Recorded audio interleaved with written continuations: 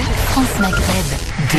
Bonjour à tous, ravi de vous retrouver sur France Maghreb 2 pour le show qui vous parle, le show qui parle de vous. Ça s'appelle Le Grand Forum, tous les jours de 16h à 18h, et en ce vendredi, nous sommes avec Sofiane Nakhdari. Comment ça va, Sofiane? Salam Christophe, salam à tous les auditeurs et les auditrices. Bienvenue à toi, mon cher Sofiane Nakhdari. Ça fait longtemps qu'on s'était pas vu, hein. Bon. Ouais. Tu n'es pas venu seul puisque tu es venu avec un invité, et pas n'importe quel invité. Il s'appelle Youssef Hendi.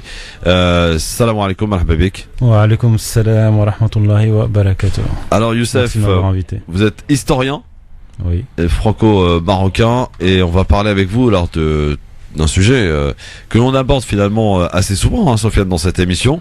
On l'évoque en tout cas, ce fameux sionisme. Mais est-ce qu'on en connaît vraiment les significations? Est-ce qu'on en connaît vraiment les différentes écoles, son origine, surtout. Son origine, exactement.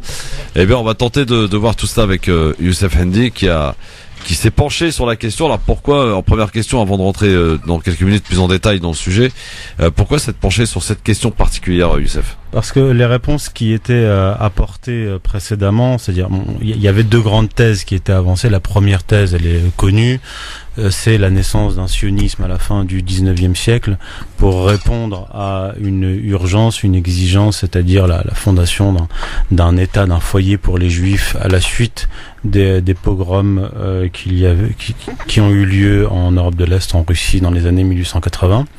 Une autre thèse avait été avancée, notamment par Shlomo Sand, plus récemment, en 2008, nous disant que le projet sioniste, c'est-à-dire le projet de rétablissement du peuple juif en Terre Sainte, était né en Angleterre au XVIIe siècle dans les milieux protestants, évangélistes, millénaristes. Ces deux thèses, surtout y compris la deuxième, ne me satisfaisaient pas. Je voyais une incohérence, peut-être qu'on y reviendra, et c'est ça qui m'a mis en mouvement pour découvrir les véritables origines du sionisme. Et on le verra d'ailleurs plus en détail, en effet. On va saluer aussi Tariq Mami qui est avec nous. Bonjour Tariq. Bonjour Christophe, bonjour à toutes, bonjour à tous. Alors, nous serons également tout à l'heure en direct de Tunisie, puisque nous aurons avec nous Karim Cher, qui est du Conseil tunisien du sécularisme. C'est un conseil qui demande à clarifier la situation de la liberté de conscience inscrite dans la nouvelle constitution tunisienne de 2014 et pose la question du droit de jeûner ou de pas jeûner ou de mettre fin à la circulaire du ministère de l'Intérieur qui impose la fermeture des cafés, des restaurants pendant le Ramadan. Évidemment, on en reparlera avec lui. Parce qu'il considère que cette décision est devenue aujourd'hui anticonstitutionnelle. Oui, bon. La question du jour, également, le CFCM organise son iftar, le dîner annuel, donc le Ramadan. Ça se passera donc le 12 juin prochain, en présence cette fois-ci du Premier ministre et non pas du Président de la République comme l'année dernière. Le CFCM doit-il accepter cette décision? Vous répondez sur Facebook, France Maghreb 2, ainsi que sur Twitter, LGF officiel. LGF, le grand forum avec Tariq Mami et Sofiane Nakhdari qui sont avec nous aujourd'hui, et notre invité, Youssef Hendi, qui est historien. Alors Youssef, peut-être avant d'entrer dans le vif du sujet, il serait peut-être bien de te présenter. Tu es l'auteur de pas moins de 3 livres. Oui, alors je suis historien et géopolitologue, je travaille beaucoup sur les questions géopolitiques aussi. J'ai écrit donc mon premier livre, Occident Islam, sources et genèse messianique du sionisme de l'Europe médiévale au choc des civilisations. Ça donne envie, hein. Non, mais faut prendre un dictionnaire pour commencer. Non, il a donné envie à 5000 lecteurs. Ce qui est pas mal. Bien, sans pub, sans aucune pub. Ouais. Il est sorti en 2015 aux éditions Sigest. Toujours aux éditions Sigest, en 2016 est sorti un livre qui s'appelle Les mythes fondateurs du choc des civilisations, en sous-titre Ou comment l'islam est devenu l'ennemi de l'Occident. C'est un livre qui traite des relations entre le monde musulman et l'Europe et qui démolit les principaux mythes, mensonges construits autour de l'islam. Et en 2017, un autre livre, toujours aux éditions Sigest, qui s'appelle La mystique de la laïcité, généalogie de la religion républicaine, de Junius Frey à Vincent Payon. Et en septembre prochain sortira, Inch'Allah, le tome 2 d'Occident et Islam. Tu l'as envoyé à Valls, le dernier, là? Il est déjà à Barcelone. Non, mais pourquoi pas, ça pourrait lui plaire. Mais il est en pleine campagne à Barcelone en tant que député français, et ça n'indigne personne aussi. Hein. C'est vrai. Il est en pleine campagne. Alors, tiens, premier mythe. Le sionisme, créé par Theodor Herzl. Vrai ou pas vrai? Faux, pas vrai. Alors mes recherches m'ont conduit loin. Alors je vais commencer par le commencement. Oui, ça peut être bien, oui. Voilà. Alors Shlomo Sand, par exemple, en 2008, avait postulé. On rappelle que Shlomo Sand est un universitaire israélien. Voilà. anti-sioniste entre guillemets. Oui, voilà. Ouais. J'appelle ça Il a un, écrit le livre. Non, mais- j'appelle ça un sioniste anti-sioniste. Voilà, c'est un anti-sioniste entre guillemets. Voilà. Et dans son livre, il postulait que le judaïsme ne pouvait pas produire le projet sioniste, c'est-à-dire rapatrier volontairement le peuple juif en Terre Sainte, puisque le Talmud l'interdit. Et c'est ça qui m'a mis en mouvement, parce que la tradition talmudique, qu'est-ce que dit le Talmud? C'est dans Shir Hashirim Ketubot 111a, et il est écrit qu'il est défendu au peuple juif d'essayer d'ater les temps messianiques, et il est interdit au peuple juif de retourner en un mur en Terre Sainte. Donc la tradition rabbinique orthodoxe juive Ouais. interdit depuis le IIIe siècle, donc le Talmud interdit depuis le IIIe siècle, le retour en communauté en Terre Sainte. La refondation du royaume d'Israël est interdite. Alors, cette interdiction, ce n'est pas une interdiction dans le sens d'un regroupement naturel, mais c'est une interdiction dans le sens volontaire et volontariste, Exactement. que quelqu'un se lève et dit j'amène tous les juifs, c'est ça qui est interdit. Exactement. Mais si la volonté des juifs à titre individuel est de repartir dans la Palestine historique, même la Palestine historique, Oui. chacun est libre Oui, d'y voilà. aller. Individuellement, Il est autorisé en partant de la base du départ que après la destruction des temples de Salomon, il y a un mot qui est sorti chez les religieux de l'époque, c'est l'année prochaine à Jérusalem. Ça ne voulait pas dire tous les juifs l'année prochaine à Jérusalem, mais nous les religieux l'année prochaine à Jérusalem pour petit peu, j'allais dire, commémorer l'existence de cette religion. Pour être plus précis, Ouais. les Juifs attendaient l'arrivée du Mashiach, Ouais. le Messie, Ouais. pour les rapatrier collectivement en Terre Sainte. Seul le Messie Voilà. a le droit Voilà, c'est ça. et la vocation de rapatrier le peuple juif en Terre Sainte pour refonder le royaume d'Israël. Et donc, je me suis mis en mouvement et j'ai cherché dans une autre tradition juive qui s'appelle la mystique juive, qui s'appelle la Kabbale, qui a donné Oui. naissance à ce que j'appelle le messianisme actif. Et en cherchant dans cette voie, j'ai pu découvrir comment ce verrou talmudique avait été avait sauté. Qui avait ouvert la boîte de Pandore? Et ça m'a mené au XIIIe siècle, en Espagne, lorsqu'un grand rabbin kabbaliste, Moïse Nahmanide, à ne pas confondre avec Maïmonide, Nahmanide, déclare en 1263, lors d'une disputation avec un juif converti au christianisme, Pablo Cristiani, il déclare que voilà comment on reconnaîtra le Messie. Il viendra auprès du pape, libérera le peuple juif et le ramènera en Terre Sainte. Et il a aussi écrit parallèlement à cela que le peuple juif pouvait, par des actions pieuses, religieuses, par ce qu'on appelle le tikkun, la réparation des âmes, hâter la venue du Messie, hâter les temps messianiques. C'est ainsi qu'il ouvre la boîte de Pandore, parce qu'à partir de là, il va faire naître des vocations. Il va faire naître des vocations de pseudo-messie.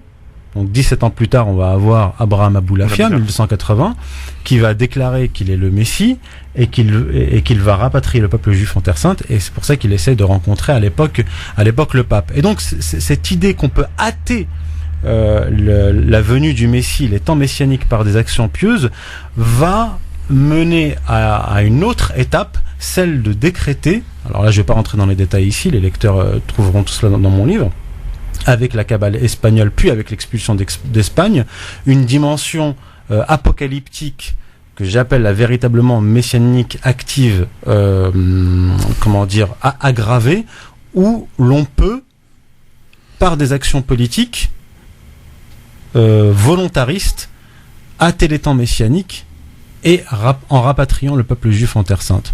Et ça nous amène au XVIe siècle, lorsque la véritable première tentative presque réussie de reformer le royaume d'Israël, rebâtir le royaume d'Israël, c'est au XVIe siècle, entre 1525 et 1532, lorsque deux grands rabbins kabbalistes, David Reuveni et son élève Solomon Molko, vont tour à tour rencontrer le roi d'Espagne, rencontrer le pape, puis l'empereur du Saint-Empire romain germanique Charles Quint, pour monter une armée et attaquer l'Empire ottoman en Terre Sainte, en Palestine, pour refonder le royaume d'Israël. En clair, c'est faire des croisades, mais cette fois pas à l'initiative des chrétiens, mais ça serait soit à l'initiative des juifs de l'époque, soit une combinaison entre les chrétiens et les Juifs pour refaire des croisades qui porteraient notre nom. Moi, j'aurais une question tout à l'heure à vous poser. Oui. C'est quand est-ce que dans vos recherches, vous êtes tombé sur la création de cette notion très courante aujourd'hui, mais qui n'a pas d'existence ni politique, ni philosophique, ni religieuse. Quand on dit aujourd'hui, c'est la culture judéo-chrétienne. Quand est-ce qu'on a bricolé la chose? Parce qu'il n'y a jamais eu, à mon sens, et au vu de la lecture de judéo-chrétien, il y a eu la chrétienté, il y a eu les humains, il y avait peut-être eu, et on n'a pas assez travaillé dessus, la judéo-arabe, parce qu'ils ont vécu beaucoup ensemble des siècles, notamment, ne serait-ce que le 7 siècle d'Espagne. Mais pour vous, quand est-ce que cette notion de judéo-chrétienne est sortie et pour quelle justification? Ce qui est très intéressant, c'est que la pénétration dans le monde chrétien de juifs convertis, bon, elle est très ancienne, mais là, il s'agit de la Kabbale. Au XIIIe siècle, dans les milieux proches justement de Moïse Nahmanide et ensuite d'Abraham Aboulafia, parmi les élèves d'Abraham Aboulafia dont j'ai parlé, vous allez avoir des étudiants kabbalistes, des érudits qui vont se convertir au christianisme, disant la chose suivante: grâce à la Kabbale, c'est-à-dire la science ésotérique juive, nous justifions les dogmes chrétiens. Et c'est à partir de là que vous allez voir un certain nombre de Maran, donc juifs faussement convertis au christianisme, qui vont, via la Kabbale, imprégner le monde chrétien au courant du XVe siècle, dans la deuxième moitié, en utilisant des chevaux de Troie, comme Pie de la Mirandole, qui vont développer une Kabbale chrétienne. Et en fait, cette Kabbale chrétienne a pour but, comme le projet sioniste dont je vous ai parlé, qui est né au Moyen-Âge, de soumettre l'Église catholique à l'impérium judaïque, à l'impérium de la synagogue. Et le Salomon Molko dont je vous ai parlé, David Révenu, surtout Salomon Molko, va commencer à prêcher, lui qui est un kabbaliste, en parallèle de ceux qui l'ont précédé et de ceux qui vont poursuivre l'œuvre des kabbalistes chrétiens. Il va prêcher auprès des chrétiens et leur dire que la rédemption du peuple juif est proche, que l'arrivée du Messie est proche, et ainsi soumettre alors quand je dis les chrétiens, il s'adresse à des prêtres catholiques. Il va essayer de les soumettre et de leur faire adopter les vues messianiques juives. Et il va jusqu'à rencontrer un cardinal, puis le pape de l'époque, et réussir à le convaincre que effectivement le Messie va arriver, que les temps messianiques vont arriver. Il a réussi à le convaincre, lui, les prêtres et les cardinaux, avec des visions, des visions du futur qui se sont apparemment accomplies, avérées, un tremblement de terre, une inondation, et ainsi il va réussir à s'attirer la sympathie de l'Église à l'époque. Mais parallèlement à l'Église, vous avez les tribunaux religieux qui, eux, veulent mettre Salomon Molko sur un bûcher, ce qui va entraîner Salomon Molko hors d'Italie. Il va fuir auprès de l'empereur Charles Quint et essayer de le convaincre d'envoyer son empire en guerre contre l'Empire ottoman. Et c'est à partir de là que va naître, avec la Kabbale chrétienne, en parallèle de l'action de Salomon Molko, ce judéo-christianisme naissant qui va véritablement s'accomplir un siècle plus tard, au XVIIe siècle, avec les milieux protestants millénaristes et la jonction entre Ménassé ben Israël, rabbin, kabbaliste, chef de la communauté juive d'Amsterdam, et Olivier Cromwell, qui vient d'accomplir une révolution en Angleterre. C'est là que va naître véritablement l'alliance judéo-protestante. Ce judéo-chrétien, dont beaucoup aiment à rappeler dans les médias, existe bel et bien. Oui, mais il existe, mais pas au sens où on veut nous le faire admettre. Ouais. Nous, on nous dit que originellement, le judaïsme et le christianisme sont de religions. Ça, c'est faux. Sœurs, frères qui ont travaillé ensemble. Ça, c'est faux. Ça, c'est faux. C'est faux dans la mesure où le Christ s'est opposé de manière radicale au judaïsme rabbinique qui était représenté à l'époque par les pharisiens. Très bien. Sofiane Akdari, peut-être une question à poser à notre invité, Youssef Endi, qui est avec nous. Ce que j'ai révélé, c'est que la mystique juive, elle va à l'opposé de la Torah et du Talmud, en vérité. Alors, la mystique juive, faut remonter aux origines là encore. Qu'est-ce que la mystique juive, ce qu'on appelle aussi la Kabbale, la Kabbalah, elle naît au 1er siècle, et en fait, elle est un agrégat de différentes croyances.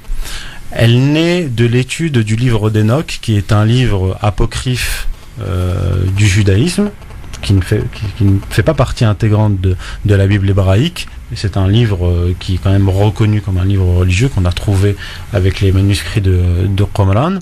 Et c'est un livre qui traite beaucoup de l'eschatologie, de la vie après la mort, du destin des âmes, de l'enfer, du paradis, des anges, donc de la fin des temps. Et les kabbalistes naissants, surtout dans les milieux esséniens et pharisiens, vont à partir du livre d'Enoch faire développer une apocalyptique à laquelle va s'ajouter ce qu'on appelle la gnose. La gnose est une sorte de croyance syncrétique du bassin méditerranéen entre la Grèce et l'Iran ancien, qui défend une croyance, alors là, pour le coup, véritablement éloignée de la Bible hébraïque et du monothéisme, parce que dans la gnose, on nous dit qu'il y a deux divinités, une bonne divinité, éloignée, inaccessible, et un dieu du monde matériel appelé le démiurge, qu'on pourrait apparenter au diable. Et dans la croyance gnostique, le monde a été créé non pas par le Verbe de Dieu, mais par des émanations divines, qu'on appelle des hypostases en grec, qui vont elles-mêmes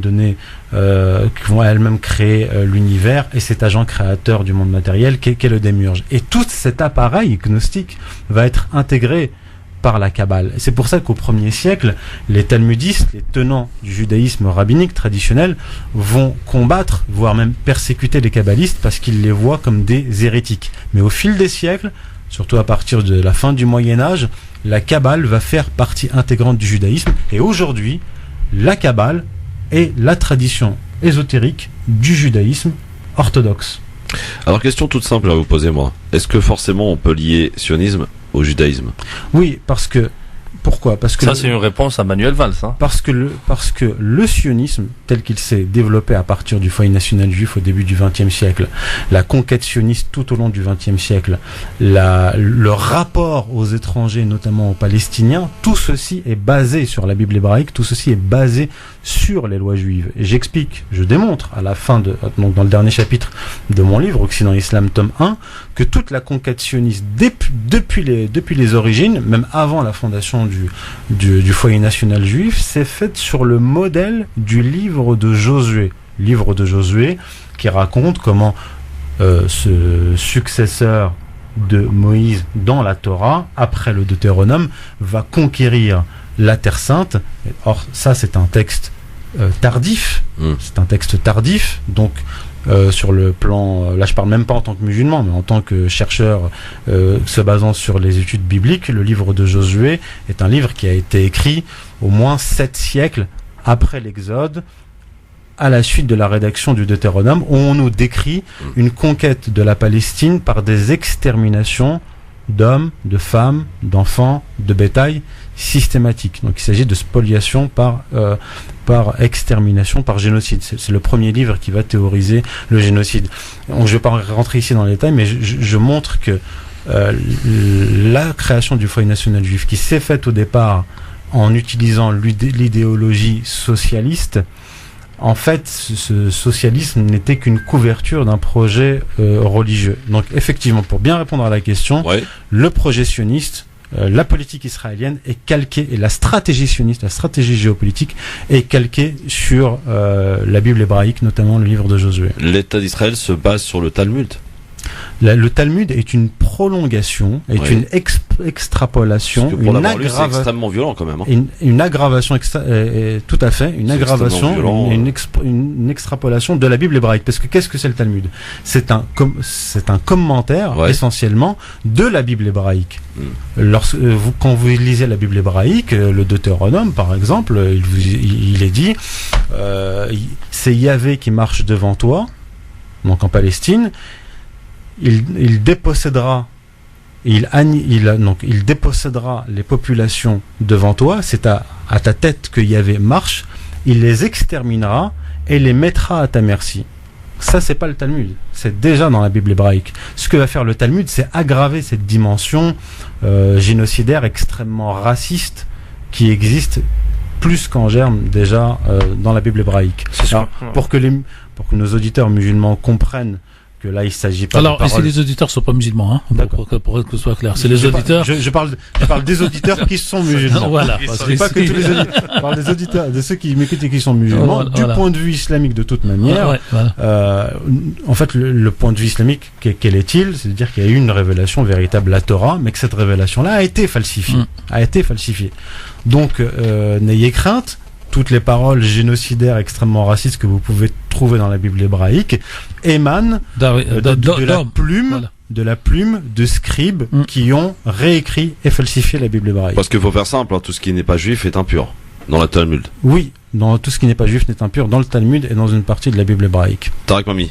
Voilà. Non, mais donc, il faut rappeler d'abord qu'on est sur France Maghreb 2, qu'on est sur cette question, qui aujourd'hui est une question politique, le sionisme, qui est justifiée en idéologie. Oui, mais surtout qui est justifié en gros aujourd'hui en Occident et aux États-Unis par le fait de la Shoah et de la destruction ou de tentative de destruction du peuple juif, qui justifiait deux choses, qui justifie donc le fait que le peuple juif a droit ou aurait droit à un territoire qui est la Palestine, parce que historiquement, on va pas rentrer dans toutes les mythologies, mais il y a eu donc l'empire juif. Et la deuxième chose, c'est que la Shoah et la destruction ou la tentative de destruction du peuple juif et toutes les horreurs que les Juifs ont subies entre en gros 39 et 45 pourrait justifier pour certains, justifie pour d'autres le comportement de l'État d'Israël aujourd'hui et l'impunité en termes moraux et en termes de droit international, parce qu'aucun autre pays ne pourrait aujourd'hui se comporter de la sorte sans qu'il se retrouve avec 10 résolutions en 24 heures à l'ONU sous l'article 7, c'est-à-dire l'utilisation de la force. Et c'est pour essayer de faire comprendre, donc, de comprendre le livre de notre invité, M. Youssef Hendy, qui s'appelle donc Occident et Islam, pour revenir aux choses qu'on pourrait dire sous-jacentes, c'est-à-dire cachées, c'est-à-dire antérieures à cette Shoah. Donc, et c'est pour arriver, comme certains historiens israéliens disent, qu'en réalité, la Shoah a été le bon motif ou le bon prétexte à un moment donné pour accélérer le mouvement. Mais que le mouvement, dans la tête d'une partie donc de la communauté juive, une partie, pas la totalité, d'une partie donc de ces sionistes, d'arriver au même but. S'il n'y avait pas eu le choix, il y aurait eu autre chose. Sur cette question qui est très particulière, parce que c'est de l'histoire, et on a avec nous donc un historien, la question qui se pose, c'est que tous ces drames humains aujourd'hui, si on a bien compris, peuvent prendre leur source dans les deux textes que vous citez depuis tout à l'heure. Et ces deux textes, eux, ne sont pas conformes à ce que les trois religions officiellement donnent de l'humanité, c'est-à-dire quelque part la diversité et le vivre ensemble obligatoire. Donc parce que quand il y a des textes dits guerriers dans le Coran, ils existent, faut pas les nier. Il y a des textes bien sûr chez les chrétiens qui considéraient que les Juifs ont tué Jésus, donc déicide jusqu'à 1962. Et ce que les gens ne comprennent pas, c'est que sans avoir le background que Youssef Hendy est en train de développer, qui est un background quand même historique, géostratégique, quelque part idéologique, et les gens qui ne comprennent pas et qui disent nous on comprend pas que le jour de la Nakba, il y a une armée avec des snipers qui tirent pour tuer 62 personnes. Comment faire le lien entre ce que les Palestiniens d'aujourd'hui vivent et cette tradition intellectuelle cachée que peu de personnes connaissent en la réalité. Et la dernière chose, comme sur France Maghreb 2, la ligne éditoriale, et on l'a toujours pensé, et on l'a toujours dit depuis la création de la radio en 1987, c'est que France Maghreb 2, si elle prend position aujourd'hui aux côtés des Palestiniens, elle ne le prend pas parce que les Palestiniens sont des musulmans, ou seraient des musulmans, ne le prend pas parce qu'ils sont arabes ou seraient arabes, parce que j'ai trouvé une belle phrase dans dans un de vos travaux, vous allez la rappeler, je connaissais pas mais je retiens pas la phrase exacte, c'est que la lutte contre le sionisme et l'installation du foyer juif en Palestine et l'État d'israélien a été une lutte commune des Palestiniens au-delà de leur religion. Et donc vous citez quelqu'un qui écrit en 1906 une belle phrase sur le fait l'alliance cette fois inversée. Nedjib Azouri, Voilà, un Palestinien chrétien. Et là on a l'inversion, c'est-à-dire c'est l'alliance islamo-chrétienne ou chrétienne musulmane pour la lutte pour ce territoire et pour l'indépendance. Et il faut toujours faire ce rappel pour qu'on n'ait pas l'impression quand on écoute la radio qu'aujourd'hui c'est antisionisme, antijudaïsme, Israël, meurtre, donc antisémitisme sur France Maghreb 2. Les choses sont claires, donc c'est pour ça, si Alors vous c'est voulez... quoi la question, Tariq? Là, la question, c'est faut toujours parler d'aujourd'hui, en rappelant hier, en disant que celui qui ne cherche pas à comprendre hier ne comprendra pas aujourd'hui, il ne comprend pas non plus demain. J'aurai une dernière question après, à la fin de l'émission, sur l'avenir, comment Youssef voit tous ces développements. Est-ce que c'est la vue Ibn Khaldunienne ou est-ce que c'est une autre? Mais la question c'est pourquoi vous avez fait, vous, ce choix de rappeler en profondeur une histoire qui soit inconnue, soit méconnue? Il faut, comment dire, si on a un médecin à nos côtés, si vous voulez traiter un mal, il faut le nommer et il faut le localiser. Vous ne pouvez pas combattre un ennemi dans le noir, les yeux bandés. Donc moi, ce que j'essaye de faire, là, je le fais, c'est un travail universel. Je veux dire, oui, je suis musulman, mais le travail que je fais, c'est un travail profondément universaliste, parce que le projet sioniste, au-delà de la création d'un foyer juif en Palestine, met en danger la stabilité de la planète entière, Oui. puisqu'elle envoie en confrontation les deux plus grandes puissances nucléaires qui sont sur Terre. On est bien d'accord.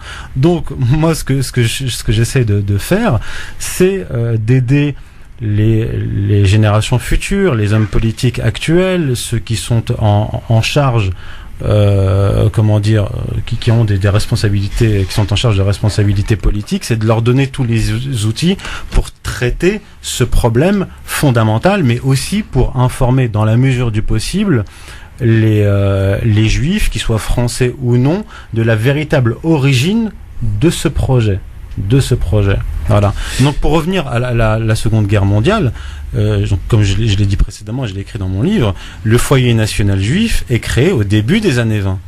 À cette époque-là, il n'y a pas de Shoah, il n'y a pas de nazis, Oui. il n'y a pas de chambre à gaz, il n'y a rien de tout ça. Ça n'existe pas tout ça à ce moment-là. On est au début des années 20. Et on avait utilisé comme prétexte les pogroms de 1880. Oui. Et si on devait créer des États à la suite des pogroms subis par toutes les minorités de la planète, je veux dire, on serait pas à environ 200 États, mais à 2000 États sur Terre. Donc ça, c'est cette question, elle doit être, contextualisée. Dans un second temps, il est vrai que la Seconde Guerre mondiale et le génocide des Juifs durant cette période a permis la création de l'État d'Israël en 1948. Ouais. C'est cela que ça a permis. Et je rappelle, au passage, qu'en 1933, les sionistes ont fait une alliance avec Adolf Hitler, avec l'Allemagne nazie. Ils ont conclu un accord qui s'appelle The Transfer Agreement en août 1933, qui consistait à envoyer du matériel allemand au foyer national juif pour qu'il se développe, ainsi que des juifs allemands pour qu'ils peuplent la Palestine. Et il y avait donc... c'est incroyable quand même quand on y pense. C'est connu sans être connu. Oui. Et ce deal-là avait pour but aussi de faire lever les sanctions qui pesaient sur l'Allemagne nazie à cette époque. Les sionistes ont dit en somme à Adolf Hitler, tu nous aides à nous développer, tu nous envoies du matériel, tu nous envoies les ressortissants juifs allemands, et en contrepartie, nous allons mettre en branle notre lobby pour qu'il fasse lever les sanctions contre l'Allemagne. Alors Youssef Pendik est avec nous sur France Maghreb 2. Dans un instant, on va, si vous le voulez bien, en tout cas s'intéresser, parce que c'est d'actualité aussi, un petit peu à Jérusalem. Ah oui, parce qu'on en parle beaucoup et beaucoup de personnes ont dit de toute façon c'est normal que Trump ait pris cette décision puisque historiquement Jérusalem est la capitale des Juifs. Alors on va essayer de voir si au travers de vos travaux on a cette réponse, oui ou non. Est-ce la capitale des Juifs? Et puis je vous poserai aussi une autre question avant d'aborder plus vastement, j'allais dire, des questions géopolitiques en dernière partie. Je suis chiite, sunnite. Pourquoi autant de haine? On y revient avec vous, avec Tariq Mami, Sofiane Lakhdari et notre invité donc Youssef Hendi qui est avec nous sur France Maghreb 2 et on apprend beaucoup de choses. Merci. Le grand forum sur France Maghreb 2 avec Tariq Mami, Sofiane Lakhdari et notre invité aujourd'hui qui est Youssef Hendi qui est historien et c'est passionnant messieurs dames puisque depuis le début de cette émission on appelle ça géostratège. Ouais. Et on rappelle le livre, hein, très important, Youssef. Occident 3 livres même Islam, d'ailleurs, même si vous voulez. Occident Islam, tome 1, les mythes fondateurs du choc des civilisations et la mystique de la laïcité. On parle de Là, on est en train de parler d'Occident Islam, Occident tome 1, uniquement, oui. source et genèse messianique du Voilà, sionisme. donc on va rester à Occident Bien sûr. et Islam. Donc l'éditeur, 6 gestes. c'est Geste et l'auteur c'est. Youssef Hendi. Et on le trouve où ce livre aujourd'hui? On peut Est-ce qu'on le le trouve à la Fnac par exemple? Oui, dans certaines Fnac. Vous pouvez le trouver à la Fnac Montparnasse, Léal, D'accord. Champs-Élysées. Est-ce qu'il est vendu sur les Il est sites sur Amazon. Amazon? Vous pouvez le trouver sur Amazon. Amazon, il y a tout. Hein, Oui, non, mais parce Vous que. pouvez le trouver à la librairie Facta dans le 9e. Vous pouvez le trouver mes livres aussi à la librairie de Lorient, dans le 5e et le 11e arrondissement. Est-ce qu'il est à l'Institut du monde arabe? Je ne sais pas. Faut aller faire un tour, Youssef. J'irai faire un tour. Voilà.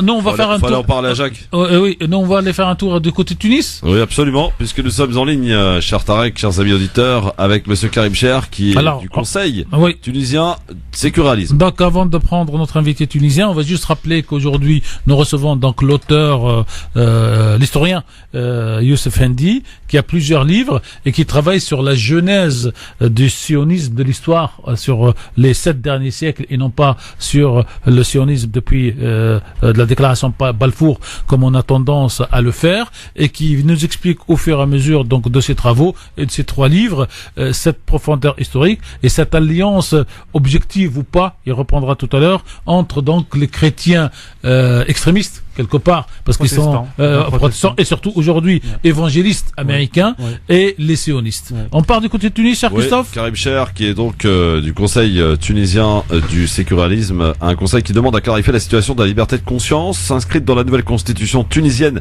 de 2014 et pose la question du droit de jeûner ou de ne pas jeûner. Mettre fin donc à la circulaire du ministère de l'Intérieur qui impose la fermeture des cafés et des restaurants pendant le Ramadan. Mon cher Karim, bonsoir, bienvenue. Bonsoir, merci à vous, merci pour cette agréable invitation et pour les sujets que vous abordez qui sont vraiment très intéressants. Oui, et merci pour la qualité des invités, c'est vraiment très intéressant et très instructif. Merci beaucoup, cher Karim. Alors, sur cette circulaire que vous souhaitez faire annuler finalement, pour cette circulaire, on va rappeler ce qu'elle indique, c'est la fermeture des cafés, des restaurants pendant le mois sacré du Ramadan. Oui, exactement. Alors, c'est le Conseil tunisien de sécularisme, c'est une organisation non gouvernementale qui milite pour la sécularisation des lois tunisiennes. Voilà, donc en fait, il y a un circulaire qui circule depuis 1981. C'est un petit simple circulaire qui n'est appliqué que par volonté politique. C'est-à-dire, il y a une vraie volonté d'une certaine classe politique tunisienne pour appliquer ce circulaire rétrograde, alors que la constitution tunisienne stipule clairement que la liberté de conscience, c'est une constitution que nous estimons, nous, le Conseil tunisien de sécularisme, constitution séculaire, voire même laïque. Donc, ce circulaire-là n'a pas de place dans une Tunisie progressiste, moderne, dans laquelle tous les individus ont tous leurs droits, ont la liberté absolue de jeûner, de déjeuner d'une façon libre, sans changer nullement leur comportement au cours du Ramadan. C'est-à-dire, il n'y a pas pourquoi on se cache derrière des rideaux, on se cache dans des zones sombres pour déjeuner. Il n'y a pas pourquoi la police ou le ministère de l'Intérieur intervient lorsqu'elle voit quelqu'un déjeuner publiquement. Voilà, donc nous militons pour l'abolition de ce circulaire, pour qu'il ne soit plus appliqué, pour qu'on n'en parle plus, pour que la Tunisie soit le pays séculaire laïque qu'on veut. Karim, si je peux me permettre, oui, la Tunisie, c'est un pays musulman ou pas? La Tunisie, c'est un pays musulman, mais ce n'est pas un pays islamique. La Tunisie, c'est un pays à majorité musulmane. Voilà, donc est-ce qu'il y a une contradiction entre un pays à majorité musulmane et un pays qui applique les lois séculaires, les lois de la liberté absolue des gens? Est-ce que le fait de déjeuner menace l'autre individu? Est-ce qu'il y a une menace de l'agression physique à l'encontre de l'individu lorsqu'il y a quelqu'un qui déjeune publiquement? Nous estimons que, bien évidemment, il n'y a aucune agression, il n'y a aucune violence, ni verbale, ni physique. Donc, il a tout le droit de déjeuner publiquement. C'est la loi. C'est la loi. L'État ne doit intervenir que lorsqu'il y a une vraie agression et une vraie menace de la liberté des autres. Voilà. Donc, il n'y a pas une contradiction entre le fait que le pays soit à majorité musulmane et que le pays applique des lois laïques ou des lois progressistes. L'exemple de la Turquie, c'est un pays musulman, à majorité écrasante musulmane, mais les cafés sont ouverts publiquement au mois de Ramadan, les bars, voire même les bars, les restaurants, et les gens exercent librement et pratiquent un comportement tout à fait normal au cours du mois de Ramadan. Alors, donc il n'y a aucune contradiction entre que le pays soit à majorité musulmane et que le pays applique la philosophie d'un droit de liberté absolue et d'égalité parfaite. Cette demande que vous faites pour donc l'abandon de cette circulaire, cher Karim, c'est pour les Tunisiens ou pour tout simplement les touristes pour qu'ils continuent à venir tranquillement en Tunisie? Bien évidemment, nous sommes en train de parler de l'individu tunisien, du citoyen tunisien. Donc nous sommes en train de parler de l'exercice naturel, spontané, normal du citoyen tunisien dans son pays. Donc évidemment qu'on parle des citoyens tunisiens, c'est tout à fait normal. Donc je ne vois pas la place de votre question parce que c'est tout à fait normal que nous militons pour les droits de nos concitoyens.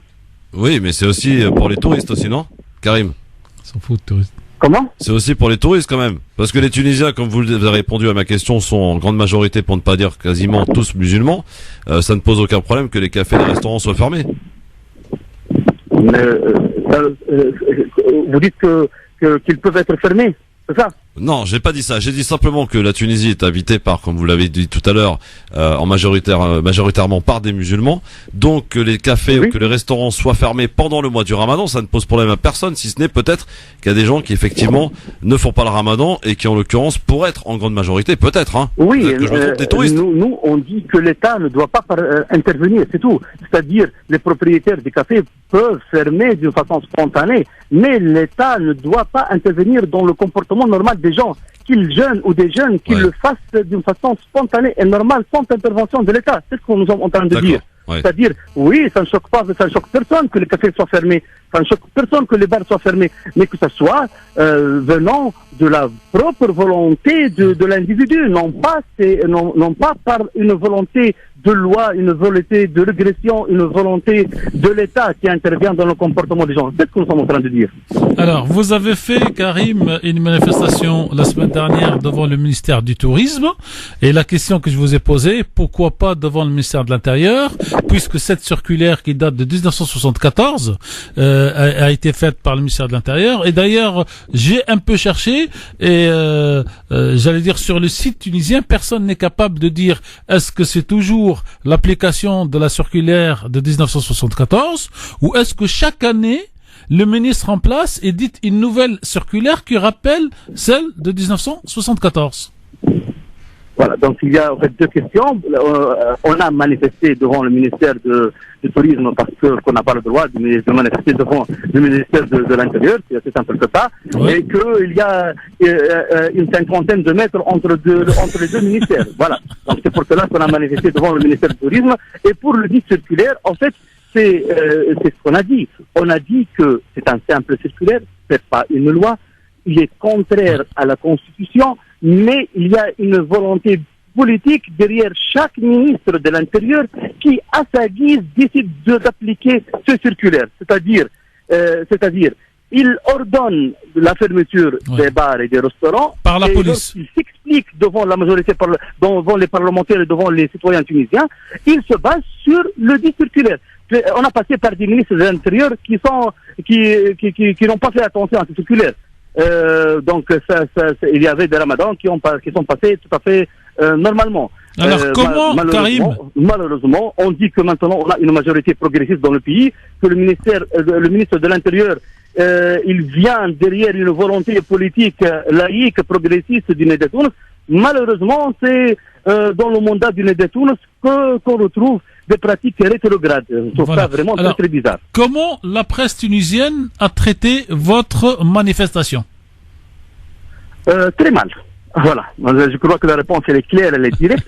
Il y a eu une manipulation des images, surtout, qui ont circulé parce qu'il y avait des personnalités politiques et publiques, des intellectuels qui ont participé à la manifestation. Malheureusement, les médias tunisiens ont transmis des images montrant quelques participants en train de fumer, en train de boire.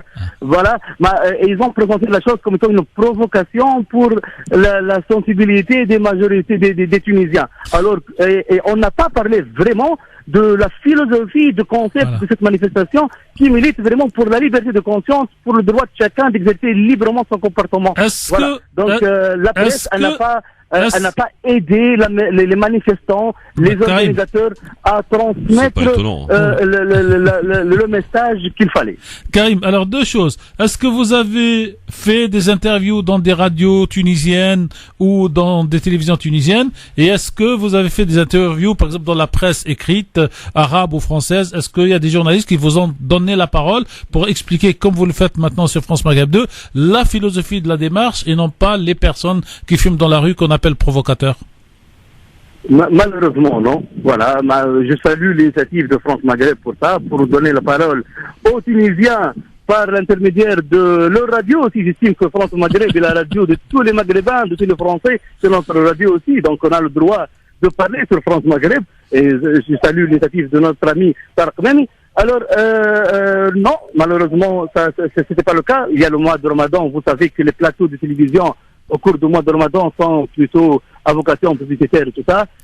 Il y avait des interventions dans quelques radios. Voilà, il y a vraiment pas beaucoup, mais c'est essentiellement les médias étrangers qui ont essayé de montrer le vrai visage de la manifestation. Mais sinon, les radios tunisiennes, c'était juste pour la provocation, juste pour le buzz, juste pour avoir le plus de visites, juste pour avoir le plus de visites de leur site, c'est tout. Mais il n'y avait pas vraiment eu un débat de fond, un débat calme, un débat sage autour de la nouvelle constitution, de ce qu'elle stipule, de ce qu'elle permet pour les citoyens tunisiens.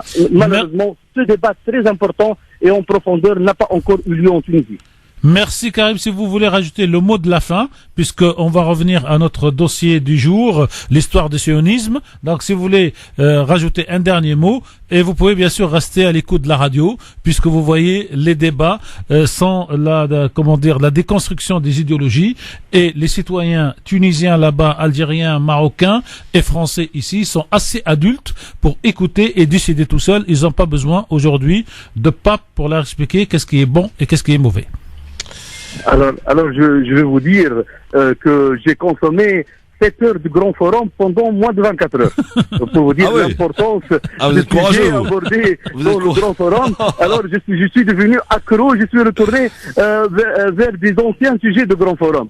Oui, le plateau il est vraiment très très important, très instructif. Le mot de la fin, elle sera destinée aux Tunisiens qui vont écouter certainement France Maghreb. Alors que le Conseil tunisien de sécularisme va militer comme il l'a fait, comme il le fait très bien et comme il le fera toujours, pour la liberté absolue, pour l'égalité parfaite de tous les citoyens sous une constitution séculaire et laïque. Et merci à vous. Merci Karim. Et vous avez sur YouTube, la totalité des émissions Le Grand Forum depuis au moins 3 ans. Oui, donc vous pouvez voyager dedans et tout faire. On a fait le nécessaire, on a téléchargé l'application et on a mis ça à l'écoute et on consomme ça au déjeuner avec voilà, ça devient maintenant c'est ma nouvelle drogue, voilà. Merci, Sahaftourek Karim, merci beaucoup. Merci beaucoup, à bientôt. Alors retour avec nous en plateau sur France Maghreb 2 avec Youssef N'Di qui est historien accompagné de Sofiane Lakhdari. Première question que j'ai envie de vous poser avant de vous laisser la parole, messieurs, sur Jérusalem. Alors depuis qu'effectivement Donald Trump, vous savez, a annoncé le transfert de l'ambassade américaine à Jérusalem, reconnaissant ainsi Jérusalem comme la capitale d'Israël, beaucoup de personnalités politiques ici dans ce pays, bon alors pour les citer, on va pas les citer d'ailleurs, ou pas d'ailleurs, c'est pas la peine, ils se reconnaîtront effectivement, disent que de toute façon c'est une réparation historique. J'ai envie de dire que Jérusalem soit la capitale historique et qu'il ne peut pas en être autrement. Alors d'après vos travaux, Youssef, Est-ce que c'est une vérité ou une contre-vérité que ces personnes qui nous disent que Jérusalem est de toute façon la capitale d'Israël et la capitale des Juifs? Jérusalem a été la capitale de Juda dans l'Antiquité, du royaume de Juda dans l'Antiquité. Ça, c'est indéniable. Mais aujourd'hui, on n'est pas en train de parler du royaume antique d'Israël. On est en train de parler de l'État d'Israël moderne. Bon. Un petit peu d'histoire de très courte durée. C'est en 1995 qu'a été voté aux États-Unis le Jerusalem Embassy Act. En 1995, ce décret prévoyait le déplacement de l'ambassade de l'ambassade américaine de Tel Aviv, de Tel Aviv à Jérusalem. Sans précision, lequel de Jérusalem? Est-ouest. Sans précision. Ouais, parce que moi j'ai lu le texte. Ils disent dans la loi, Jérusalem, capitale unifiée. Alors, dans cette loi. Alors, oui, mais la capitale, de facto, Voilà, elle n'est pas de facto. unifiée. Mais bon, c'est vrai qu'il y a... Jérusalem unifiée. Oui, mais ça, c'est vrai qu'aujourd'hui, il y a très peu d'Arabes à Jérusalem. Je connais quelqu'un qui y allait récemment et qui m'a dit qu'effectivement, il y a maintenant très peu d'Arabes à Jérusalem. Si, il reste la partie donc de le quartier donc de la mosquée Al-Aqsa de l'Esplanade. Voilà. Il reste ce quartier-là, puisque même les autres quartiers mitoyens qui avaient été proposés, Salwan, je crois, qui avait été proposé comme capitale de remplacement, est en train d'être grignoté par les colons. Ouais. Alors depuis lors, les présidents américains, chaque fois qu'ils arrivent au pouvoir, chaque fois qu'il y a un nouveau président, par un décret, ils repoussent de 6 mois. Voilà. Et en fait, chaque fois 6 mois. Ce qu'il a fait Trump au début de son mandat. C'est ce qu'il avait. Alors, allons-y par étapes. Donc, chaque président repoussait la mise en place de ce décret de l'année 1995 pour plusieurs raisons, notamment pour ne pas allumer un brasier dans la région. Revenons à 1995. On nous parle des chrétiens protestants. On nous parle des protestants sionistes, des chrétiens sionistes. Il est vrai que cet acte avait été fait, sous l'influence d'un prédicateur protestant sioniste, Jerry Falwell, et on nous dit que oui, effectivement, ce sont les chrétiens sionistes qui sont à l'origine du déplacement de cette ambassade. Or, ce Jerry Falwell, qui avait fait élire Ronald Reagan dans les années 80 et qui avait créé une organisation mêlant catholiques, protestants, évangélistes qui a rassemblé 6,5 millions de personnes. C'est un prédicateur qui avait un poids politique important. Or, lorsque cet acte a été signé en 1995, il a reçu de la part d'Israël en cadeau un jet privé. Le fameux prédicateur. Oui. En fait, c'est la stratégie israélienne depuis toujours, c'est d'utiliser des paravents ou d'utiliser des marionnettes pour leur faire porter le chapeau. C'est ce qu'on a vu avec la guerre d'Irak, nous disant que c'était George W. Bush et Dick Cheney qui avaient eu ce projet-là, alors qu'on sait, avec les travaux de John Mearsheimer et Stephen Walt, que c'était le lobby pro-israélien, les dirigeants israéliens qui ont convaincu les dirigeants américains d'entrer dans cette guerre. Ils n'ont pas gagné au change parce qu'ils étaient à 5 frontières de l'Iran, et qu'ils se retrouvent aujourd'hui pratiquement sur la même frontière. Exactement. Donc en termes de géostratégie, pour vous qui êtes géostratège, c'est une erreur tactique extraordinaire. J'ai écrit un article qui s'appelle Décryptage de la politique états-unienne que vous pouvez trouver sur le site Géopol Intel, datant du 30 décembre 2017, où je traite de toutes ces questions-là. Maintenant, pourquoi est-ce que Donald Trump a pris cette décision maintenant? Après son investiture, par 2 fois, Donald Trump avait, comme ses prédécesseurs, repoussé l'application de ce décret. Et tout d'un coup, il l'applique. Parce que il faut comprendre la situation intérieure états-unienne. Il y a une épée de Damoclès qui pèse sur la tête de Donald Trump. Depuis son investiture, il y a une commission d'enquête qui a été montée pour, je la fais vite, pour le faire démissionner. C'est ce qu'on appelle l'impeachment. C'est-à-dire la démission de ses fonctions. Comme en Nixon en 73. Exactement. Alors, pour faire relâcher cette pression-là, il a accepté le déplacement de cette ambassade pour pouvoir avoir le soutien des lobbies pro-israéliens qui est très influent dans la justice et dans le fonctionnement de l'État américain aujourd'hui. Et aussi pour satisfaire... Et je rappelle juste aux auditeurs, si vous permettez, Youssef, que être lobbyiste aux États-Unis, contrairement à la France, est un métier qui est déclaré pour lequel on est payé, et ce n'est pas une insulte que de dire à quelqu'un qu'il est lobbyiste pour tel ou tel groupe, alors qu'en France, on le comprend généralement dans un sens très négatif. Un lobbyiste, en clair, c'est comme s'il travaillait contre les intérêts de la France. Ce n'est pas la même définition du mot aux États-Unis et ici en France. Maintenant, pour revenir à Donald Trump, on nous dit, les grands médias, notamment l'Express détenu par l'Israélien Patrick Drahi, nous dit que c'est sous l'impulsion du lobby chrétien sioniste que Donald Trump a pris cette décision. Or, c'est sous la pression d'un des hommes les plus riches des États-Unis qui s'appelle Sheldon Adelson, qui n'est pas chrétien mais qui est juif d'origine ukrainienne, qui a financé en partie la campagne de Donald Trump et qui est le plus important donateur du Parti républicain. Lorsque par 2 fois Donald Trump a repoussé la décision du déplacement de l'ambassade des États-Unis à Jérusalem, il a tapé du poing sur la table, ce Sheldon Adelson. Et il se trouve que Sheldon Adelson est un grand ami de Benjamin Netanyahou. Mais est-ce que vous êtes en train d'expliquer aux auditeurs de la radio que le système politique américain veut aujourd'hui qu'on paye comptant les avantages qu'on a obtenus pour être élu président? Et que donc si c'est lui qui avait fait élire Reagan venait par s'appeler Mohamed Ben Ali et que Reagan était élu, il donnerait satisfaction à la demande de Mohamed Ben Ali qu'il aurait élu. Exactement. C'est ce que disent Stephen Walt et John Mearsheimer dans leur livre. Ils sont 2 auteurs américains. Qui sont 2 universitaires, un américain, un qui est professeur à l'université d'Harvard, l'autre qui est professeur à l'université de Chicago. D'accord. Ils ont rappelé leur nom? Stephen Walt, John Mearsheimer, qui sont les auteurs du livre qui s'appelle Le lobby pro-israélien et la politique étrangère américaine, paru en 2006-2007 et qui n'a jamais été attaqué en justice. Il est traduit en français? Il a été traduit en français aux éditions La Découverte. D'accord. Et d'ailleurs, j'utilise leurs travaux dans le dernier chapitre de mon livre Occident Islam et je les remets en perspective, dans une perspective de longue durée et dans la perspective du plan de redécoupage du monde musulman, le plan israélien Oded Yinon. Donc, on sait maintenant, je l'ai démontré dans l'article dont je vous ai parlé, que c'est sous la pression du lobby pro-israélien que Donald Trump, pour justement relâcher cette pression intérieure, c'est pour cette raison qu'il a accepté le déplacement de l'ambassade. Une autre partie de la presse dit, Youssef, qu'en fait c'est aussi effectivement pour que Donald Trump ait de l'air dans ses procédures judiciaires, mais aussi pour donner de l'air aux procédures judiciaires de Netanyahou de l'autre côté. Et donc c'est à la limite pour sauver, entre guillemets, 2 hommes politiques qui ont des problèmes, qu'on va dans une décision comme celle-là qui implique, elle, la totalité du reste du monde. Messieurs, Youssef N'Di, je suis désolé, dans un instant, dernière partie, ça passe super vite. Oui, on va, si vous le voulez bien, aborder des questions de géopolitique.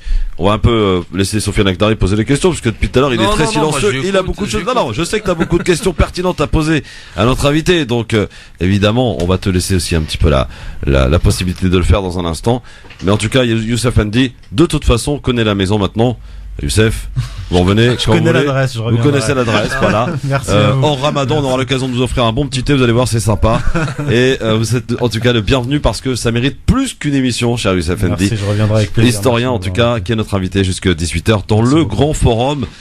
Et oui, le Grand Forum, même jusqu'à Tunis, on avale du Grand Forum. C'est ce que nous disait notre invité tout à l'heure. France Maghreb 2, France Maghreb 2. France Maghreb 2 vous souhaite un bon Ramadan. Bonjour. Les différentes positions dans la prière ont des effets bénéfiques sur la santé. La prière est effectuée au minimum 5 fois par jour, à des intervalles réguliers. La période est fixée selon le voyage du Soleil et des planètes à travers les cieux. En suivant ces rythmes de prière, on est parfaitement accordé au mouvement des planètes, aux changements saisonniers et aux variations géographiques. En respectant cette règle, nous sommes en harmonie avec tous les cycles naturels de l'univers. La prière est faite en adoptant 8 positions particulières du corps et en récitant divers versets coraniques avec chaque posture. Chaque posture a son rôle, ses effets bénéfiques sur l'âme, l'esprit et le corps. La posture numéro 1 est de ramener les mains aux oreilles, paumes ouvertes, et placer les pouces derrière les lobes. Sa durée est de 5 secondes. Lors de cette posture, le corps est soulagé grâce à la distribution égale du poids sur les 2 pieds. Se redresser améliore la posture. L'esprit est amené à contrôler l'intellect. La vue est meilleure en se concentrant sur le sol où la tête sera posée en prosternation. Les muscles de la partie supérieure et inférieure du dos sont détendus. Les centres supérieurs et inférieurs du cerveau sont unis pour former l'intention. La posture numéro 2 place les mains juste au-dessous du nombril, la droite sur la gauche. Sa durée est de 40 à 60 secondes. Ses effets bénéfiques sont l'augmentation de la concentration. Cette posture produit davantage de détente des jambes et du dos, génère des sentiments d'humilité, de modestie et de piété. Les vibrations profondes des voyelles A, I, U stimulent le cœur, la thyroïde, la glande pinéale, la glande pituitaire, les glandes surrénales et les poumons, les purifiants et les élevants. Sahaftoulkom et rendez-vous demain à la même heure pour parler des autres postures dans la prière. France Maghreb 2 vous souhaite un bon Ramadan.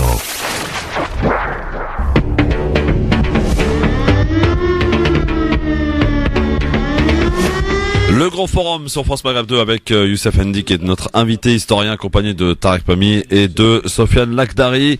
Et vous le savez, sur France Maghreb 2, on a démarré depuis quelques heures maintenant notre radioton avec Muslim Hands qui vise, et l'objectif est largement atteignable, à parrainer 100 enfants d'ici dimanche soir. Nous sommes en ligne pour faire le point avec Nadia qui est chargée des relations avec les donateurs chez Muslim Hands. Nadia, bonsoir.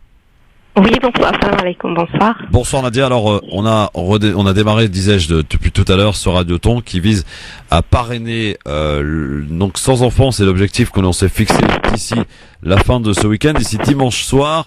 D'abord, faisons un peu le point, est-ce que ça a démarré timidement, et est-ce que les auditeurs du Grand Forum, qui écoutent les France Maghreb 2, bien entendu, puisqu'ils écoutent le Grand Forum, vont être encore plus généreux que ceux qui étaient avec nous cet après-midi. Nadia, dites-nous, est-ce que ça a démarré timidement ou pas? Alors ça démarre petit à petit. Bon, l'impact qu'a Muslim Hand sur la radio est très positif puisque beaucoup de donateurs nous appellent suite aux annonces qui sont faites à la radio. Donc je vous avouerai que c'est très très positif pour nous et ça décolle très très bien. Alors, on va rappeler le principe parce qu'on est là pour ça, Nadia. C'est très simple. Vous allez sur le site muslimhands.fr dans la rubrique parrainage pour parrainer donc des enfants. Je rappelle que Muslim Hands parraine dans 12 pays, mais on s'est concentré pour cette opération, bien que ce soit pas interdit de le faire pour un autre pays, mais pour 2 pays, le Mali et le Niger. Donc n'hésitez pas. On rappelle que ça coûte 39 € par mois, et surtout on rappelle, Nadia, les bienfaits extraordinaires qui sont multipliés par je ne sais combien quand on parraine un enfant, qui plus est pendant le mois de Ramadan. Effectivement, ce n'est pas forcément qu'un soutien financier, c'est aussi un soutien moral.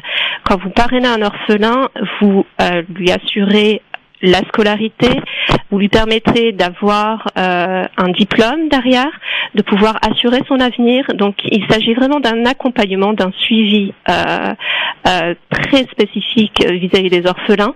Voilà, il ne s'agit absolument pas d'attribuer qu'une seule bourse de parrainage. Il suffit en fait aussi de accompagner l'enfant jusqu'à ce qu'il puisse être autonome par la suite. Très bien. 39 € ça coûte, hein, disais-je, c'est minimum. Exactement. 39 € par mois, donc c'est un engagement de 1 an. Exactement, 1,30 € par jour. Quand on se dit 1,30 € par jour, c'est très très peu, mais ça contribue et l'impact est tellement énorme vis-à-vis de l'enfant et vis-à-vis de son quotidien. Et tellement d'enfants rêvent de pouvoir suivre une scolarité dans des conditions décentes. Et grâce à cette bourse de parrainage, eh bien, vous permettez à un enfant de pouvoir suivre une scolarité dans des conditions très très dignes. On compte sur vous, mesdames, messieurs, à vous de jouer, à vous d'atteindre ensemble cet objectif d'ici dimanche soir et même au plus largement d'ailleurs, c'est que ces 100 enfants à parrainer. On s'est concentré en tout cas sur le parrainage pour cette opération, pour ce radioton avec Muslim Hands. Je rappelle www.muslimhands.fr. Vous allez dans la rubrique parrainage. Vous suivez, c'est très simple. Vous appelez pour avoir de plus en plus d'informations le 01 49 48 05 05 qui est à votre disposition et ouvert, y compris d'ailleurs tout au long de ce week-end. 01 49 48 05 05. Et puis, quoi dire de plus, il y a aussi l'adresse, mais je pense que de toute façon l'adresse sera communiquée à ceux qui appellent pour avoir de plus en plus de renseignements, pour savoir un petit peu comment ça se passe. Et on espère, ma chère Nadia, que notre prochain direct, c'est-à-dire aux alentours de 19h dans l'émission Paris Islam, on aura franchi un certain palier. Je compte sur vous, ma chère Nadia. Inch'Allah. Et... Mais, juste pour information, Oui. par rapport au parrainage d'orphelins, nous organisons un dîner de charité le 9 juin, donc à Bobigny. Ce sera sur le thème du parrainage des orphelins, justement.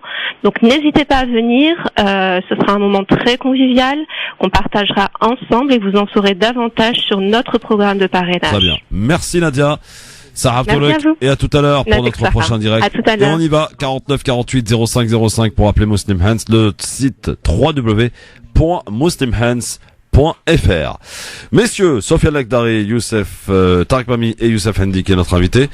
Youssef, première question, parce qu'il nous reste très peu de temps. Après, je vais laisser mes deux camarades, Tarek et Sofiane, pour évidemment poser leurs questions. Mais la question moi, qui me tenait à cœur, c'est on parle beaucoup de chiites, sunnites. Et la question, je vous la pose, pourquoi autant de haine? En fait, c'est une haine artificielle qui a été déclenchée ou réactivée à l'occasion des printemps arabes et de la destruction du monde musulman. Il y a un projet dont j'ai parlé dans mon livre Occident Islam, je renvoie les auditeurs à cet ouvrage pour ce qui est des détails, un tome 1 sur ces genèses messianiques du sionisme, où j'expliquais que dans le plan israélien qui s'appelle Oded Yinon, il était écrit que pour que Israël puisse atteindre ses frontières bibliques, plutôt mythiques, c'est-à-dire du Nil à l'Euphrate, il fallait faire sauter tous les verrous autour d'Israël, c'est-à-dire détruire la Syrie, l'Irak, évincer le Hezbollah et ainsi de suite.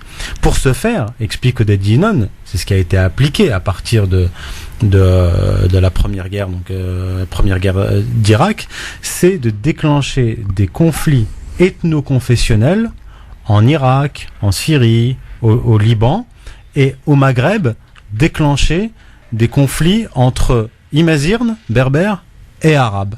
Voilà, la stratégie c'est diviser pour régner. Et pour ce qui est de l'Irak et de la Syrie, par exemple, il écrivait qu'il fallait créer deux sous-États en Irak, un État chiite, un État sunnite et un Kurdistan. En Syrie, un État alawite, non, pas druze, un État alawite, deux États sunnites, kurdes et voilà. chiites. Allez, druze, il n'y a pas. Non, pas d'État druze. Alors, revenons-en à cette stratégie. Ceux qui ont instillé dans une partie du monde musulman sunnite la haine contre les chiites, ce sont les wahhabites, saoudiens et qataris, à grand renfort de pétrodollars, où ils sont allés au-delà de la vérité historique et théologique. Certes, on a des différences fondamentales entre sunnites et chiites, mais ce sont des divergences qui étaient à l'origine politique, qui se sont mues en divergences théologiques, et comment dire, mais les wahhabites, avec le printemps arabe, ont inventé des énormités au sujet des chiites. Pourquoi faire? Quel était l'objectif? Faire des chiites les ennemis principaux et primordiaux des sunnites devant Israël. Moi, j'ai déjà eu des discussions avec des wahhabites qui m'attaquaient au départ et qui me disaient non, nos véritables ennemis, ce n'est pas Israël, ce sont les Perses, les chiites. Nous voilà revenus à l'époque des Abbassides. Vous voyez, et même plus que cela. Donc cette haine, c'est une haine fabriquée de toutes pièces par les puissances sionistes et atlantistes, utilisant l'arme du wahhabisme, de la propagande wahhabite qui est diffuse partout dans le Maghreb. Vous allumez les chaînes satellitaires et vous avez des prédicateurs wahhabites travaillant pour le gouvernement saoudien et qatari. Là, je pense aussi aux frères musulmans. Comment s'appelle-t-il? Youssouf Al-Qaradawi, qui nous disait qu'il fallait, qui invitait les musulmans à tuer Kadhafi, mais aussi à tuer pas seulement Bachar al-Assad, mais à tuer les militaires syriens et à tuer tous les musulmans qui sont partisans de l'État syrien. C'est un appel à la guerre civile. Y compris les théologiens. À la guerre civile. C'est un appel à la guerre civile. Il faut rajouter, en fait, parce que en termes d'histoire et de géostratégie, il y a toujours plusieurs lectures qui aboutissent quelque part au même fond, mais qui sont des trajectoires différentes. Une partie de cette idéologie de la guerre Arabie Saoudite, Wahhabite, Iran, ne date pas du printemps arabe, elle date en fait de l'arrivée de Khomeini au pouvoir en 1979-80, sur le premier discours de Gaddafi et de Khomeini qui demande trois choses qui vont complètement contre l'intérêt des Wahhabites. La première, c'était de faire du pèlerinage une opération musulmane et non plus une opération saoudienne, et donc de créer un comité de pèlerinage pour donner à l'Arabie Saoudite l'argent qui lui revient et pour distribuer tout le reste sur tous les pauvres musulmans. Donc là, les Saoudiens disent ils touchent à la caisse et il faut qu'on trouve la solution. La deuxième, c'est l'utilisation des fameux paniers dollar compris, c'est-à-dire que le pétrole ne serait plus avec uniquement le dollar, mais avec plusieurs monnaies. Ça, les intérêts de l'Arabie Saoudite sont clairs. Et une troisième sur la répartition et le contrôle toute l'année donc de la Mecque, qui devient la maison de tous les musulmans et non pas des Wahhabites. Donc ça, c'est pour la partie historique. Pour la partie israélienne, le découpage, vous en avez parlé dans votre livre, mais d'une manière beaucoup plus simple. Le découpage de la Syrie, de l'Irak et d'autres pays, y compris la Jordanie, en deux, la petite Jordanie, ça sert à deux choses. La première, c'est pour permettre donc le grand Israël, puisque vous avez sur le drapeau israélien deux lignes bleues. Les deux lignes bleues, faut toujours le rappeler, c'est le Nil d'un côté et le Frat de l'autre.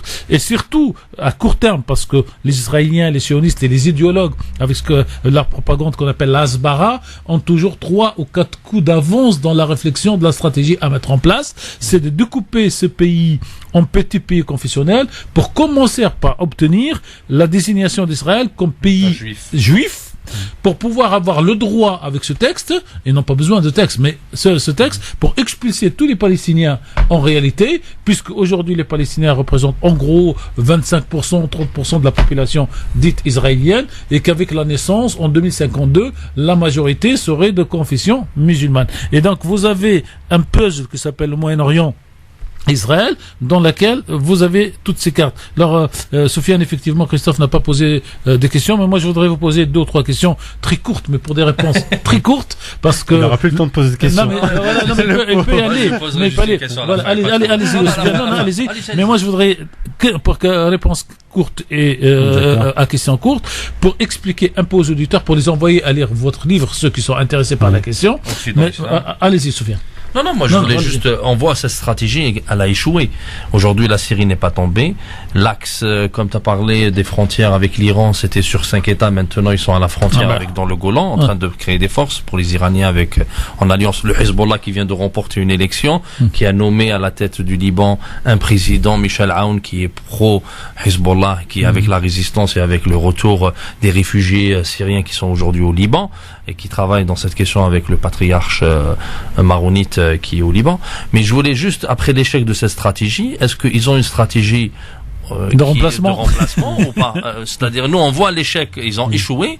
Est-ce que c'est une victoire, malheureusement, pour eux, mais heureusement pour nous? Alors, ils sont, sur le plan géostratégique, les Israéliens sont coincés, parce que ils sont tombés dans leur propre piège.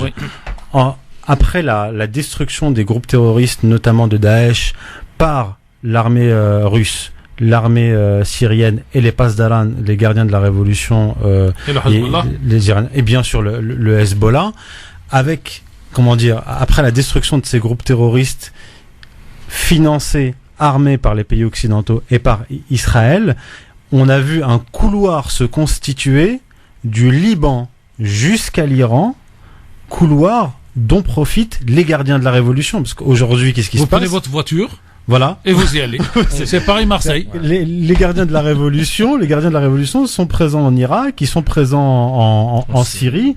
Le Hezbollah s'est déployé en Syrie. L'armée syrienne et les Iraniens sont à la frontière du Golan. Ils sont coincés. Et ce que j'analyse, regardez la séquence. Il y a 3 séquences. 2013. En juillet 2013, le prince Bandar, qui à l'époque était le ministre de la Défense saoudien, est allé rencontrer Vladimir Poutine pour lui proposer un deal. En somme, c'était nous allons préserver vos intérêts gaziers et pétroliers en Syrie et condition votre port de Tartous. Voilà, et vous lâcherez Bachar el-Assad. Poutine a refusé. En août 2013, qu'est-ce qui s'est passé? On a eu la fausse affaire du gazage à la Ghouta. On nous dit que la population a été gazée par l'armée syrienne. Immédiatement après, vous avez des navires de guerre américains et français qui sont arrivés près des côtes syriennes pour bombarder. Les Russes se sont interposés. Les Américains ont reculé.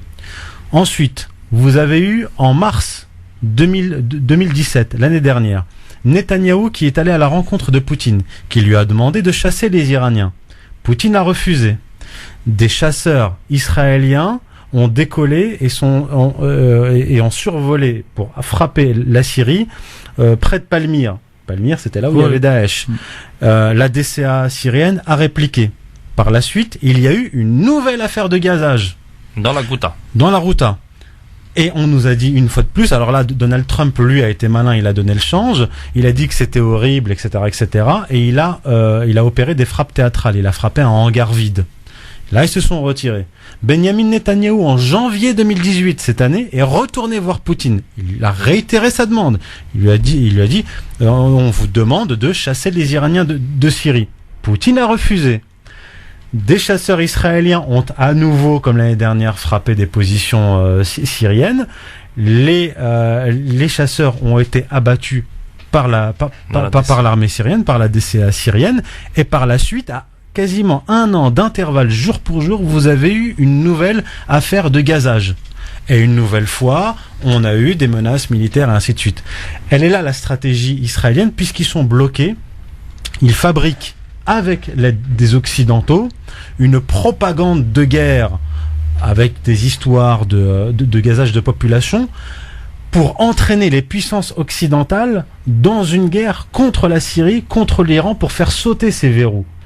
Et il y a eu un véritable changement de position du point de vue de la Russie, parce que jusqu'à l'année dernière, la Russie était plutôt tolérante vis-à-vis de la politique israélienne, et plutôt même amicale sur le plan diplomatique vis-à-vis d'Israël. Mais à partir du moment où Israël a mis en danger des soldats russes en frappant des positions syriennes, Vladimir Poutine a tapé du poing sur la table. Il a même, lorsque en février dernier, si ma mémoire est bonne, lorsque les chasseurs israéliens ont frappé l'espace aérien syrien, Vladimir, dans un premier temps, les Syriens, les Russes ont autorisé les Syriens à répliquer, et Vladimir Poutine a pris son téléphone le samedi matin lorsqu'il y a eu les frappes pour littéralement engueuler Netanyahou, et c'est ça qui a mis un arrêt aux frappes. Donc, sur le plan géostratégique, les Israéliens sont coincés. Et ce qui leur reste,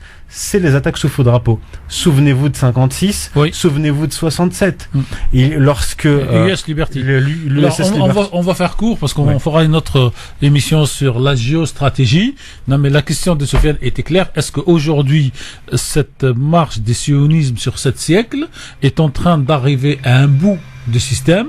Et est-ce qu'il y a un redéploiement possible? Parce que moi, sur certains articles, je lis en tout cas, que plusieurs citoyens israéliens aujourd'hui sont en train de récupérer le fameux deuxième passeport pour avoir une espèce de porte de secours ou de départ. Alors, est-ce qu'il y a, on n'est pas ici, on fait pas de la voyance, mais est-ce qu'on analyse de géostratégie cette situation qui se complique pour le Premier ministre israélien et pour la société israélienne qui est en train de perdre la paix et sans plus en sécurité à Tunis, à Marrakech, qu'en étant aujourd'hui en Israël? Est-ce que cette stratégie pourrait aboutir à trouver soit une solution de vivre ensemble, comme le dit donc le chrétien palestinien de 1920, ou est-ce que c'est une confrontation de deux nationalismes dans laquelle il n'y a pas d'issue immédiate? Le projet israélien est né par la guerre. il vit par la guerre et il ne peut vivre et survivre que par la guerre. Un peu comme les Américains, non? À partir, c'est une autre situation, parce que Israël, c'est vraiment une situation particulière. Ouais. C'est un pays qui n'a pas de frontières. C'est un pays dont les frontières imaginaires s'étalent du Nil à l'Euphrate. Tant qu'ils n'auront pas atteint ces frontières, ils ne cesseront jamais la guerre. C'est ce qu'on appelle ce que les Grecs appelaient l'hybris, c'est-à-dire la volonté de puissance, la démesure, qui ne peut être stoppée que par un obstacle extérieur. Ouais. Les Israéliens ne s'arrêteront pas d'eux-mêmes. Et moi, ce que je crains, c'est qu'ils entraînent les États-Unis et la Russie dans un conflit mondial pour leurs propres intérêts. Ça fait partie de leur stratégie, ça fait partie de leur eschatologie, et c'est leur eschatologie qui guide leur géostratégie. Et pour être d'accord, je suis tout à fait d'accord avec Youssef, et surtout qu'aujourd'hui, ceux qui dirigent Israël, c'est pas des Yitzhak Rabin, c'est pas des gens de gauche israélienne, c'est des messianistes, c'est des Benjamin Netanyahu, Avigdor Lieberman ou Naftali Bennett. C'est des partis qui ont des visions messianiques et d'une eschatologie juive. Et même l'armée, plus de 40% des militaires israéliens sont des religieux aujourd'hui. Voilà, oui. C'est ça et plus de 50%, la raison n'y est plus. Plus de 50% de la population israélienne est persuadée que le Mashiach va bientôt arriver. Voilà. On est dans un contexte. Et le Mashiach ne peut arriver qu'à travers la guerre. Youssef, oui. Pour terminer, et pour répondre vraiment à cette question, sachant qu'évidemment vous serez invité à revenir très vite, Youssef, est-ce que finalement cette situation qui perdure depuis 70 ans au Moyen-Orient va continuer pendant bien longtemps selon vous? Comment vous voyez un petit peu l'évolution des choses? Moi je pense que ça se terminera par un cataclysme.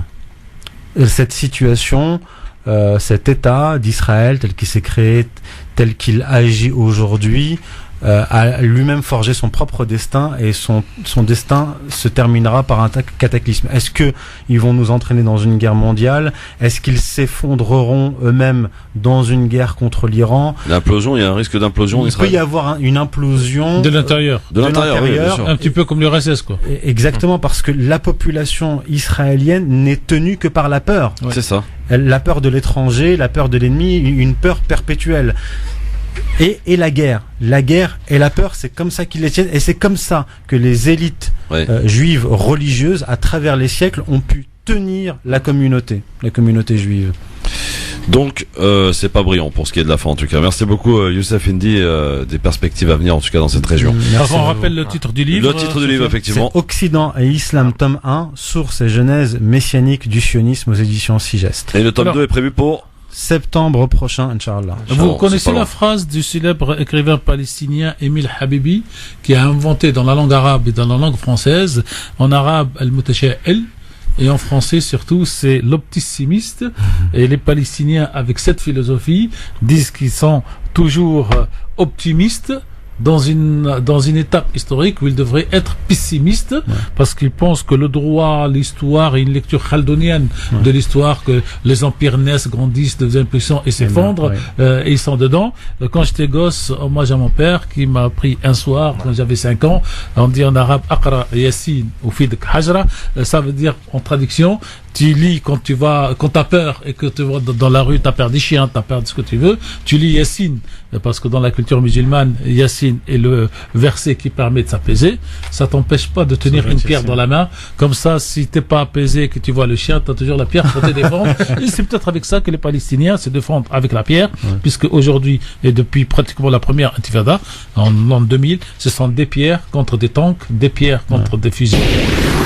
Le Grand Forum, merci d'être avec nous pour les quelques dernières minutes avec Tarek Mami, avec Sofiane Lakhdari, et puis notre invité qui est toujours là évidemment, qui s'appelle Youssef Indy. Vous pouvez évidemment, voilà, là ça peut être l'occasion pour le Ramadan de lire en tout cas les œuvres de Youssef Indy. On rappelle le thème, donc le livre donc Occident et Islam. Occident et Islam. Source et genèse messianique du sionisme. Exactement, tome 1, parce que tome 2 on l'attend avec impatience, ça fera l'occasion de te réinviter, cher Youssef. En tout cas, amis auditeurs, auditrices, vous avez, je suppose, écouté patiemment Vous avez dégusté, je l'espère, en tout cas comme nous, cette émission. Vous avez le podcast ce soir, donc absolument à 1h, et vous l'avez sur la chaîne YouTube. Vous tapez donc soit la date du jour, soit le nom de Youssef Indy, et ça sort parmi vous les les mettez sur les réseaux sociaux, de toute façon, sur Twitter et Facebook, Christophe Le Grand Forum, tous les soirs, avec l'émission du jour en podcast, bien entendu. Ce soir, on remet le couvert, mais à 23h dans un autre registre. On va ainsi découvrir nos chroniqueurs, mais dans une autre facette, on va dire. Voilà, ça va être un peu moins politique, même beaucoup moins politique, un peu plus détente, comme les soirées ramadanesques l'imposent. En tous les cas, tout à l'heure, donc 23h pour le Grand Forum. Sofiane Nakdari, Saraf Toluk, Youssef Saraf Toluk, Tarek, merci beaucoup. Bonne soirée. Dans un instant. Moi, il m'a mis des côtés des séculaires. Hein. Oui, vous avez vu. C'est vous, hein. C'est pas de ma faute, c'est vous. Dans un instant, on joue pour gagner une corbeille de fruits avant de retrouver par les Stam, Samir Stam. Bonne soirée à tous. Marine Garel pour le flash, il est 18h. Bonsoir Marine. Bonsoir à tous. Il a passé plus de 40 ans en prison. Michel Cardon, condamné en 1977 pour meurtre, est désormais en liberté conditionnelle pour raison de santé. À 67 ans, l'un des plus anciens détenus de France est sorti ce matin de son centre de détention du Pas-de-Calais. Face aux protestations, la majorité revoit sa copie sur la loi littorale. Nombre d'élus accusaient le gouvernement de vouloir bétonner le paysage français. Plusieurs dérogations ont donc été supprimées ou en tout cas limitées à l'Assemblée. En bloquant les raffineries, les agriculteurs eux-mêmes pourraient se retrouver pénalisés. Le ministre de l'Agriculture, Stéphane Travert, tente de désamorcer la fronde qui se profile. La FNSEA appelle à bloquer les raffineries à partir du 10 juin. Elle dénonce l'importation d'huile de palme sur le site Total de Lamède dans les Bouches-du-Rhône. Pour le syndicat agricole, ça va nuire à la filière française du biodiesel produit à partir de colza. Marine Le Pen va officialiser ce soir près de Lyon le nouveau nom de son parti. Oubliez le Front National, confondé par son père il y a 45 ans maintenant. Ce sera désormais le Rassemblement National. Nouvelle étiquette censée permettre au parti d'arriver au pouvoir. À Toulouse, la fermeture d'une école musulmane validée par le Conseil constitutionnel. Il s'agit de l'école hors contrat Al-Badr dans le quartier du Mirail. Le directeur avait été condamné par le tribunal correctionnel de Toulouse pour enseignement non conforme. Il avait fait appel. L'Union européenne porte plainte auprès de l'Organisation mondiale du commerce contre les États-Unis et la Chine. Pour Washington, elle proteste contre la décision américaine d'augmenter les droits de douane sur l'acier et l'aluminium. Pour Pékin, elle vise le transfert injuste de technologie des entreprises européennes actives en Chine. Et puis, après 30 ans d'existence, les Guignols s'arrêtent définitivement. Les équipes de l'émission ont été informées. Les Guignols voyaient leur audience baisser et n'étaient plus diffusés en clair. France Maghreb. Merci Marine. Service, info, musique, divertissement. France Maghreb 2. France Maghreb